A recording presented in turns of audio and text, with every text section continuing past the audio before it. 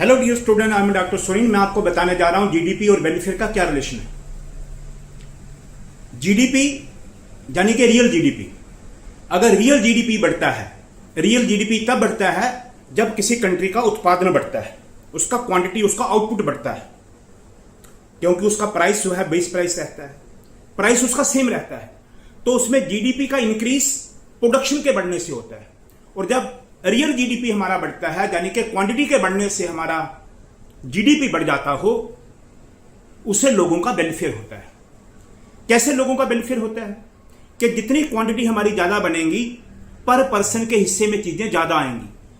पर पर्सन के हिस्से में जब चीजें ज्यादा आएंगी तो लोगों को नॉर्मल रेट से चीजें अवेलेबल हो जाएंगी, उससे लोगों का बेनिफिट होगा। यही कारण है कोई भी गवर्नमेंट हो पूरी दुनिया में, पूरे वर्ल्ड में इस चीज पे बल देती है कि हमारा रियल जीडीपी पिछले साल की तुलना में बढ़े।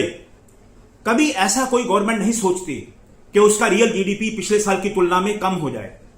वो देखेंगे कि डबल डिजिट में जाता है कि नहीं जाता है, 10% को जाता है नहीं जाता है, 10% नहीं जाता है, सिंगल डिजिट में रहता है कि नहीं रहता है, सिंगल डिजिट में 9% जाता है, 9% भी नहीं बढ़ता है, 7-8% बढ़ जाता है।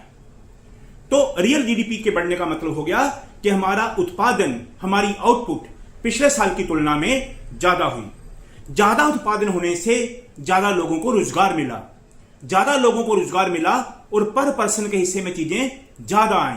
जब पर पर्सन के हिस्से में चीजें ज्यादा आ जाएंगी तो लोगों का वेलफेयर हो जाएगा, लोगों को समाज का भला होगा, उनको उनके जरूरत की चीजें अवेलेबल सस्ते रेट पे हो जाएंगी, उससे वेलफेयर होगा। यही कारण है कि पूरी दुनिया इस पे बल देती, कोई भी गवर्नमेंट, फाइनेंस मिनिस्टर, कोई भी पॉलिटिक्स।